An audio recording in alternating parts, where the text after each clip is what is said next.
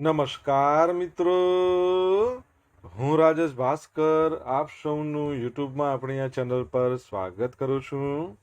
મિત્રો, આજે આપણે તારીખ 23 સપ્ટેમ્બર 2025ના કેટલાક મોસ્ટ ઇમ્પોર્ટન્ટ કરંટ અફેર અને અગાઉની પરીક્ષામાં પૂછાયેલા કેટલાક ઇમ્પોર્ટન્ટ પ્રશ્નો વિશે ડિટેલમાં ચર્ચા કરીશું, જે આપને આવનારી પરીક્ષા માટે ખૂબ જ ઉપયોગી સાબિત થશે. તો મિત્રો, આપ આ ચર્ચા સાથે જોડાઈ રહેજો અને વિડીયોને પહેલેથી લઈને છેલ્લે સુધી પૂરેપૂરો જોવાનો આગ્રહ રાખજો. તો ચલો મિત્રો, શરૂ કરીએ. શરૂઆત કરતાં પહેલાં જણાવી દઉં કે જો તમારે આપણી આ યુટ્યુબ ચેનલને સબસ્ક્રાઇબ કરવાનું બાકી હોય તો ચેનલને સબસ્ક્રાઇબ કરજો, નોટિફિકેશન બેલ આઇકોનને પ્રેસ કરીને, અને જો તમને વિડીયો પસંદ આવે તો વિડીયોને લાઇક કરજો અને તમારા જેટલા પણ મિત્રો જેઓ કોમ્પિટિટિવ એક્ઝામની તૈયારી કરી રહ્યા છે એ બધા મિત્રો જોડે આ વિડીયોની લિંકને અત્યારે જ શેર કરી દો. ચલો તો શરૂઆત કરીએ.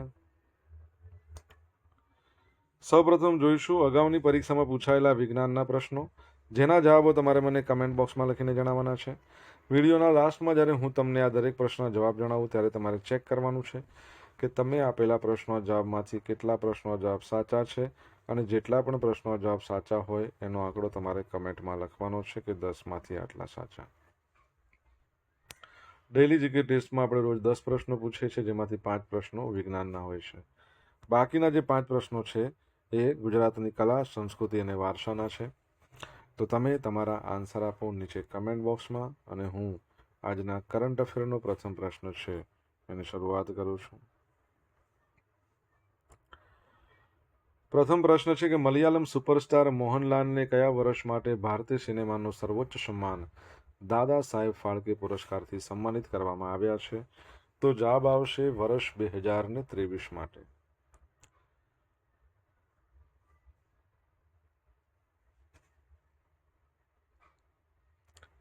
તો મલયાલમ સુપરસ્ટાર મોહનલાલ છે, એમને 2023ના વર્ષ માટે ભારતીય સિનેમાનું જે સર્વોચ્ચ સન્માન છે, જેને કહેવાય છે દાદા સાહેબ ફાળકે પુરસ્કાર, એનાથી સન્માનિત કરવામાં આવ્યા છે. ભારત સરકારે જાહેરાત કરી છે કે આ પુરસ્કાર એમને 23 સપ્ટેમ્બરના રોજ, એટલે કે આજના દિવસે 71મા નંબરના રાષ્ટ્રીય ફિલ્મ પુરસ્કાર સમારોહ દરમિયાન એનાયત કરવામાં આવશે. મોહનલાલની કારકિર્દી 4 દાયકાથી વધુ લાંબી છે, જેમણે 1978ની ફિલ્મ થીરા નોત્તમથી પોતાની કારકિર્દીની શરૂઆત કરી હતી, અને ત્યારથી જ તેઓ 400થી વધુ ફિલ્મોમાં અભિનય કરી ચૂક્યા છે. તેઓ વૈશ્વિક સ્તરે દ્રશ્યમ ફ્રેન્ચાઇઝીના ચહેરા તરીકે જાણીતા છે. તમને ખબર છે કે દ્રશ્યમ ફિલ્મ છે, હિન્દીમાં એનું રિમેક થયું હતું, ઘણી બધી લેંગ્વેજમાં થયું હતું. હિન્દીમાં અજય દેવગણે રોલ કર્યો છે મોહનલાલનો. હવે તેમને પદ્મશ્રી મળ્યો હતો 2001માં. પદ્મભૂષણની વાત કરીએ તો 2019માં મળ્યો હતો. એમણે 5 રાષ્ટ્રીય ફિલ્મ પુરસ્કારો પણ મળ્યા છે, જેમાંથી શ્રેષ્ઠ અભિનેતા માત્ર બે. એમણે નિર્માતા છે, વિતરક છે, પ્લેબેક સિંગર છે, ટીવી હોસ્ટ છે, લેખક તરીકે પણ કામ કરેલું છે. એમની નવીનતમ ફિલ્મ છે L2 એમ્પુરાન 2024ની 260 કરોડથી વધુની કમાણી કરીને સૌથી મોટી મલયાલમ હિટ બની ગઈ છે. બરાબર છે, તો યાદ રાખજો. ઓકે, તમારા માટે પ્રશ્ન: દાદા સાહેબ ફાળકે પુરસ્કારની શરૂઆત 1969માં થઈ હતી. સૌપ્રથમ કોને આપવામાં આવ્યો હતો? અહીંયા જે આપણે વાત કરીએ છીએ 2023ના વર્ષ માટે છે મોહનલાલ. 2022ના વર્ષનો જે આપવામાં આવ્યો હતો મિથુન ચક્રવર્તીને, એ પણ યાદ રાખજો. દર વર્ષે international day of sine languages ક્યારે મનાવવામાં આવે છે? તો આજનો દિવસ છે, એટલે કે 23મી સપ્ટેમ્બરના રોજ. વર્લ્ડ ફેડરેશન ઓફ ડેફ, જેની સ્થાપના 23 સપ્ટેમ્બર 1951ના રોજ થઈ હતી. એટલા માટે 23 સપ્ટેમ્બરને આંતરરાષ્ટ્રીય સાંકેતિક ભાષા દિવસ તરીકે ઉજવવામાં આવે છે, એટલે કે પસંદ કર્યો છે. 23 સપ્ટેમ્બર 2018ના રોજ પ્રથમ વખત આંતરરાષ્ટ્રીય સાંકેતિક ભાષા દિવસની ઉજવણી કરવામાં આવી હતી. શિવાજી પાંડે નામના શિક્ષક, તેઓ બહેરા હતા. એમણે 2001થી અલી ચાવર જંગ national institute of speech and hearing disabilities ત્યાં પ્રથમ ઔપચારિક તાલીમ અભ્યાસક્રમ બનાવ્યો અને તેને રજૂ કર્યો. એમણે 2011માં ભારતીય સામાજિક ન્યાય અને અધિકારિતા મંત્રાલય છે, એમણે Indira Gandhi national open university IGNOU, એમાં ભારતીય sign language research and training સેન્ટરની સ્થાપના કરવામાં મદદ કરી હતી. તમને ખબર છે કે એક એવું રાજ્ય છે જે વિધાનસભાની કાર્યવાહી એણે એક દિવસ સાંકેતિક ભાષામાં કરી હતી? કયા રાજ્યની હું વાત કરું છું? તમને ખબર હોય તો જણાવો કમેન્ટમાં લખીને. આયુર્વેદ દિવસ એ પણ આજે જ મનાવવામાં આવશે. વૈશ્વિક સ્તરે આયુર્વેદ દિવસ છે એ હવે 23મી સપ્ટેમ્બરે મનાવવામાં આવશે. એટલે ભારત સરકારે શું કર્યું કે આની ઉજવણીમાં સુસંગતતા રહે એટલા માટે 23 સપ્ટેમ્બરને ફિક્સ કરી છે. 23 માર્ચ 2025માં એક ગેઝેટ નોટિફિકેશન દ્વારા સરકારે જાહેરાત કરી હતી કે ભાઈ ધનતેરસની જગ્યાએ હવે આપણે 23મી સપ્ટેમ્બરે મનાવીશું આયુર્વેદ દિવસ. તો આયુર્વેદ દિવસ અગાઉ ધનતેરસના તહેવાર સાથે ઉજવાતો હતો, પરંતુ હિન્દુ ચંદ્ર કેલેન્ડર પર આધારિત હોવાથી તેને તારીખ દર વર્ષે બદલાતી રહેતી. આ અનિશ્ચિતતાના કારણે રાષ્ટ્રીય અને આંતરરાષ્ટ્રીય સ્તરે ઉજવણીઓનું આયોજન કરવામાં મુશ્કેલીઓ આવતી હતી. 23 સપ્ટેમ્બરે શરદ વિષુ બરાબર છે, એટલે એનો દિવસ છે જ્યારે દિવસ અને રાત લગભગ સમાન હોય છે. આ ઘટના પ્રકૃતિમાં સંતુલનનું પ્રતીક છે, જે આયુર્વેદના મૂળ સિદ્ધાંત સાથે સંપૂર્ણપણે સુસંગત છે, જે મન, શરીર, આત્મા એ વચ્ચે સંતુલન જાળવવા પર કહી શકીએ કે ભાર મૂકે છે. એટલા માટે આ દિવસ નક્કી કર્યો છે. આયુર્વેદ પરથી મને યાદ આવ્યું આયુષ મંત્રાલય. મને તમે કહેશો હાલમાં આપણા આયુષ મંત્રી કોણ છે?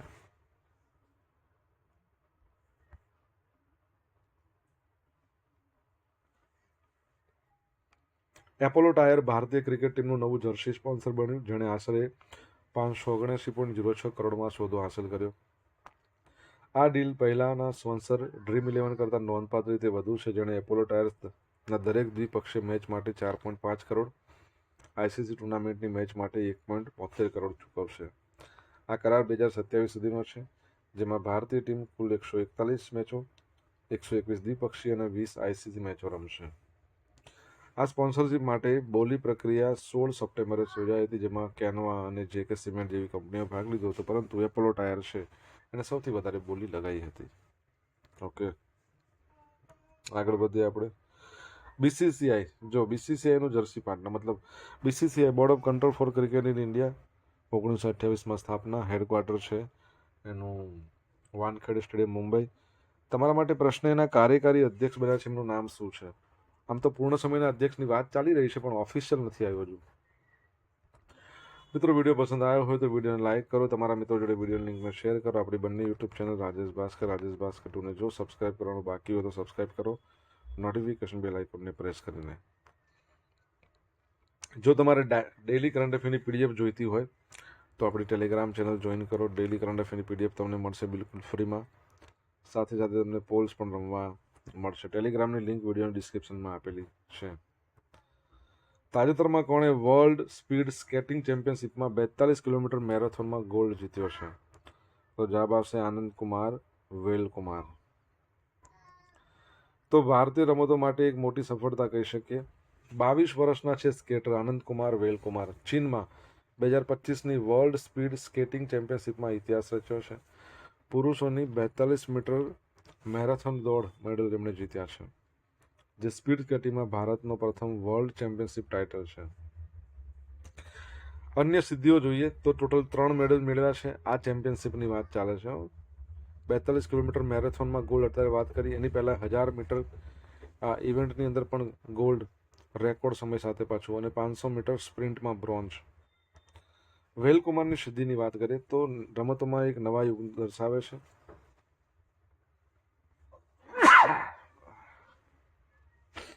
તેમની સફળતા બિનપરંપરાગત રમતોમાં ભારતની વધતી જતી શક્તિને ઉજાગર કરે છે. તમને ખબર હોય તો કયા એવા દેશમાં રિસન્ટલી હાફ મેરાથોન દોડ યોજાઈ, એ પણ રોબોટો માટે? કમેન્ટમાં લખો. તાજેતરમાં સેવા પર્વ નિમિત્તે ડીડી નેશનલ, ડીડી ન્યૂઝ એના માટે 3 ડોક્યુમેન્ટરી ફિલ્મો અને એક ખાસ શોનો કાર્યક્રમનું ઉદ્ઘાટન કોણે કર્યું છે? તો તમને ખબર છે કે આપણા માહિતી પ્રસારણ મંત્રી છે અશ્વિની વૈષ્ણવ. તો અશ્વિની વૈષ્ણવે નવી દિલ્હીમાં સેવા પર્વ નિમિત્તે એટલે કે 17 સપ્ટેમ્બરના રોજ ડીડી નેશનલ અને ડીડી ન્યૂઝ આના માટે ખાસ કાર્યક્રમોની શ્રેણીનું ઉદ્ઘાટન કર્યું. સેવા પર્વ નરેન્દ્ર મોદી સાહેબનો જન્મદિવસ 17 સપ્ટેમ્બરે શરૂ થઈને એટલે કે એમનો 17 સપ્ટેમ્બરે જન્મદિવસ છે. અને આ જે શરૂઆત થઈ છે ડીડી નેશનલ ડીડી ન્યૂઝવાળી વાત કરી છે. ખાસ કાર્યક્રમ 17 સપ્ટેમ્બરથી 2 ઓક્ટોબર સુધી દર્શાવવામાં આવે છે. 3 ડોક્યુમેન્ટરી ફિલ્મોને ખાસ શો છે. કઈ છે ડોક્યુમેન્ટરી ફિલ્મ? સંકલ્પ કી શક્તિ, સુશાસન કા સામર્થ્ય. હવે આ ફિલ્મ છેલ્લા 11 વર્ષમાં વડાપ્રધાન નરેન્દ્ર મોદીના નેતૃત્વ હેઠળ ભારતે હાંસલ કરેલી સિદ્ધિઓ દર્શાવશે. વિશ્વ પાતાળ પર નેતૃત્વ કા શંખનાદ. હવે આ ડોક્યુમેન્ટરી વૈશ્વિક મંચ પર ભારતનું વધતું કદ, વૈશ્વિક નેતા તરીકે વડાપ્રધાન મોદીની વધતી સ્વીકૃતિની રજૂ કરે છે. કર્મયોગી તો એક અંતહીન યાત્રા. કર્મયોગીની વાત કરે છેલ્લા 11 વર્ષમાં વડાપ્રધાનના અથાગ પ્રયત્નો, સમર્પણ અને પ્રતિબદ્ધતા પર ધ્યાન કેન્દ્રિત કરે છે, જેમાં અવકાશ સંશોધન લઈ લો, સ્ટાર્ટઅપ લઈ લો, મહિલા સશક્તિકરણ લઈ લો, સાંસ્કૃતિક પુનર્જીવન લઈ લો, આ બધા ક્ષેત્રો છે. આની ઉપરાંત મેરા ગાંવ મેરા આજ આ નામનો એક ખાસ કાર્યક્રમ પણ શરૂ કરવામાં આવ્યો છે, છેલ્લા 11 વર્ષમાં ભારતના 75 ગામડામાં થયેલા પરિવર્તનની વાર્તાઓ તે દર્શાવે છે.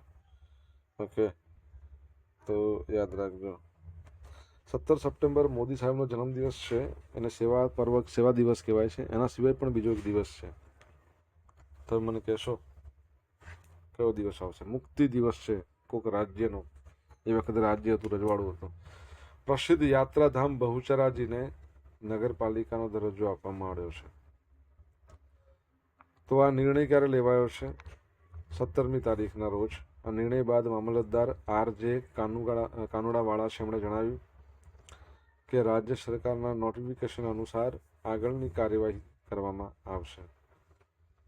અત્યાર સુધી ગ્રામ પંચાયત હોવાને કારણે બેચરાજીમાં શું થતું હતું? પ્રાથમિક સુવિધાનો અભાવ હતો.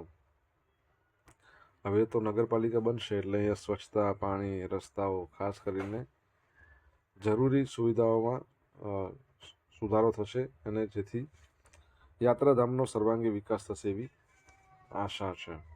બરાબર છે. બહુચરાજી હવે નગરપાલિકા બની ગયું છે, યાદ રાખજો. સોશિયલ મીડિયાના માધ્યમથી મારી જોડે તમે કનેક્ટ કરી શકો છો. મારું ઇન્સ્ટા આઈડી છે rajesh.i.bhaskar. મારું ફેસબુક આઈડી છે RI ભાસ્કર અને ટેલિગ્રામ ચેનલ છે આપણી રાજેશ ભાસ્કર નામની. અહીંયા તમે ડેલી કરંટ અફેરની PDF ઓકે RI ભાસ્કર છે. જો મિત્રો તમારે આ વિડીયોની લિંક તમે આપણી આ ચેનલને સબસ્ક્રાઇબ કરવાનું બાકી હોય તો સબસ્ક્રાઇબ કરી દો. નોટિફિકેશન બેલ આઇકોનને પ્રેસ કરીને અને વિડીયો પસંદ આવ્યો હોય તો વિડીયો એક લાઇક કરો. તમારા મિત્રો જોડે વિડીયોની લિંકને શેર કરો ભૂલ્યા વગર. હવે જોઈશું ત્યારબાદનો ક્વેશ્ચન કે તાજેતરમાં કોના દ્વારા દિગ્દર્શિત કરેલી ફિલ્મ હોમ બાઉન્ડ છે અને 2026ના ઓસ્કર એવોર્ડ માટે ભારતની સત્તાવાર એન્ટ્રી તરીકે પસંદ કરવામાં આવી છે? નીરજ ઘાયવાન એ ડિરેક્ટર છે, એમણે ડિરેક્ટ કરી છે. તો પત્રકાર બશારત પીરનો એક લેખ પર આધારિત અને નીરજ ઘાયવાનને દિગ્દર્શિત કરેલ ફિલ્મ છે હોમ બાઉન્ડ. 2026ના ઓસ્કર એવોર્ડ માટે એને એકેડમી એવોર્ડ પણ કહેવાય છે. શ્રેષ્ઠ આંતરરાષ્ટ્રીય ફીચર ફિલ્મ કેટેગરીમાં ભારતની સત્તાવાર એન્ટ્રી એના માટે પસંદ કરી છે. આ ફિલ્મને 12 સભ્યોની જ્યુરી દ્વારા અને 24 ફિલ્મોમાંથી સર્વસંમતિથી પસંદ કરવામાં આવી છે. 24 ફિલ્મોમાંથી 12 સભ્યો હતા. હોમ બાઉન્ડ એ ગ્રામીણ ભારતમાં COVID-19 મહામારી દરમિયાન 2 મિત્રો, એક મુસ્લિમ અને એક દલિત, એમની વાર્તા છે જે પોલીસમાં નોકરી મેળવવા માટે સંઘર્ષ કરે છે. અને ફિલ્મ મિત્રતા, જાતિ, ઓળખ આ બધા મુદ્દાઓને સ્પર્શે છે. હવે Indian film festival of Melbourne આમાં તેને શ્રેષ્ઠ ફિલ્મ અને શ્રેષ્ઠ દિગ્દર્શકનો એવોર્ડ મળ્યો. બરાબર છે. ઓકે. અને આ ફિલ્મના નિર્માતાઓ કોણ છે? કરણ જોહર છે. અદાર પૂનાવાલા, સીરમ ઇન્સ્ટિટ્યૂટ ઓફ ઇન્ડિયાના ચેરમેન, CEO. સીરમ ઇન્સ્ટિટ્યૂટ તમને ખ્યાલ તો કોવિશિલ્ડ નામની વેક્સિન બનાવતું હતું. જાણીતા દિગ્દર્શક માર્ટિન સ્કોર્સેસી આ ફિલ્મના એક્ઝિક્યુટિવ પ્રોડ્યુસર છે. અત્યાર સુધી મિત્રો તમને વાત કરીએ તો 3 એવી ફિલ્મો છે જે છેક સુધી ઓસ્કરમાં ગઈ છે ભારત તરફથી જે મોકલવામાં આવી હોય. સૌપ્રથમ તમને ખ્યાલ હશે કે પહેલી ફિલ્મ હતી એનું નામ છે મધર ઇન્ડિયા, પછી હતી સલામ બોમ્બે અને પછી છેલ્લે 2001માં આમિર ખાન વાળી લગાન. હવે મિત્રો આગળ વધીએ. ઓમ બિરલાએ તિરુપતિમાં મહિલા સશક્તિકરણ પર રાષ્ટ્રીય પરિષદનું ઉદ્ઘાટન કર્યું છે. કોણે? લોકસભાના અધ્યક્ષ. કેટલામી છે લોકસભા કહી દો. તો ઓમ બિરલાએ આંધ્રપ્રદેશના તિરુપતિમાં મહિલા સશક્તિકરણ પર રાષ્ટ્રીય પરિષદનું ઉદ્ઘાટન કર્યું, જેનો મુખ્ય હેતુ રાજકારણ અને જાહેર જીવનમાં મહિલાઓની ભાગીદારી વધારવાનો છે. 33% મહિલા અનામત. પરિષદમાં તાજેતરમાં પસાર થયેલા કાયદા પર ચર્ચા થઈ. જે કાયદાકીય સંસ્થાઓમાં મહિલાઓ માટે આશરે 33% અનામત ફરજિયાત બનાવી છે. હવે આનાથી સંસદ અને રાજ્ય વિધાનસભામાં મહિલાનું પ્રતિનિધિત્વ વધશે. સમાવિષ્ટ વિકાસ. ઓમ બિરલાએ કહ્યું કે દેશની પ્રગતિ માટે મહિલાઓની સક્રિય ભાગીદારી બહુ જરૂરી છે. એમણે ભારપૂર્વક જણાવ્યું કે મહિલા સશક્તિકરણ એ રાષ્ટ્રીય પ્રાથમિકતા છે. અન્ય પ્રવૃત્તિઓ એમાં જોઈશું તો પરિષદમાં મહિલાઓના યોગદાનને દર્શાવતું એક પ્રદર્શન પણ યોજાયું હતું. આ પરિષદમાં મહિલા સશક્તિકરણ પર સંસદીય અને વિધાનસભા સમિતિ એના દ્વારા આયોજિત કરવામાં આવી હતી. બરાબર છે. ચલો આગળ વધીએ. હવે જોઈશું અગાઉની પરીક્ષામાં પૂછાયેલા વિજ્ઞાનના પ્રશ્નો. પહેલો પ્રશ્ન, એક્સરેના શોધક કોણ? રોન્ટિજન.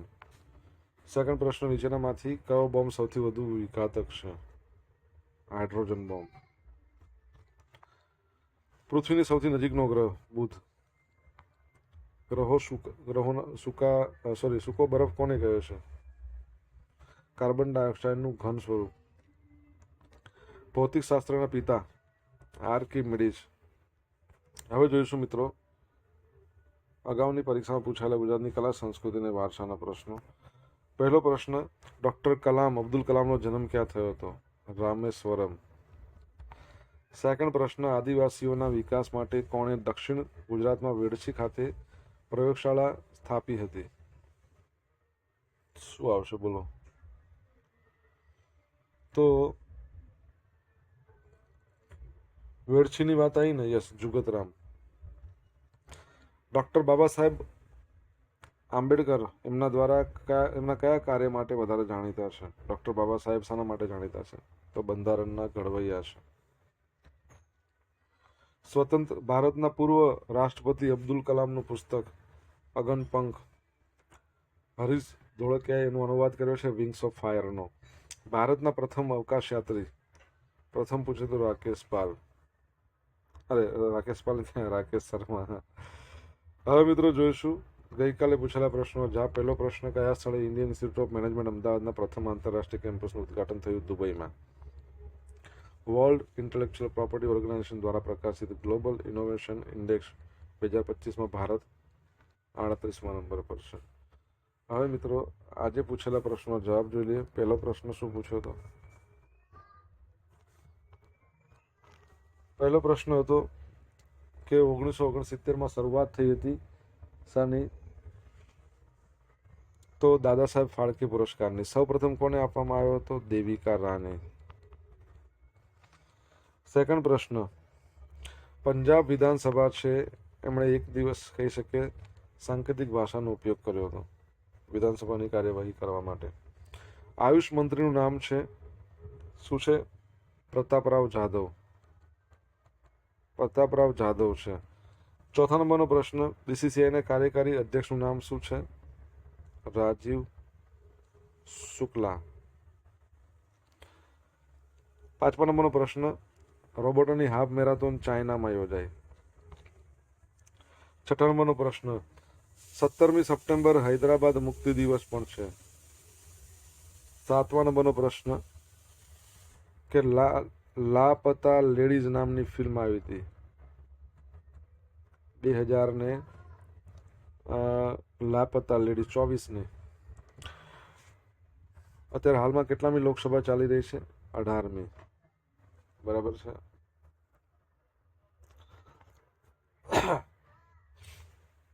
આ યાદ રાખજો. હવે મિત્રો જોઈશું ગઈકાલના કરંટ અફેરમાંથી પૂછેલા કેટલાક ઇમ્પોર્ટન્ટ પ્રશ્નો જેના જવાબો તમારે કમેન્ટમાં લખીને જણાવવાના છે. પહેલો પ્રશ્ન, તાજેતરમાં કયા સ્થળે 9મી આંતરરાષ્ટ્રીય ધર્મધમ પરિષદનું આયોજન કરવામાં આવ્યું? જવાબ આવડે તો કમેન્ટમાં લખજો.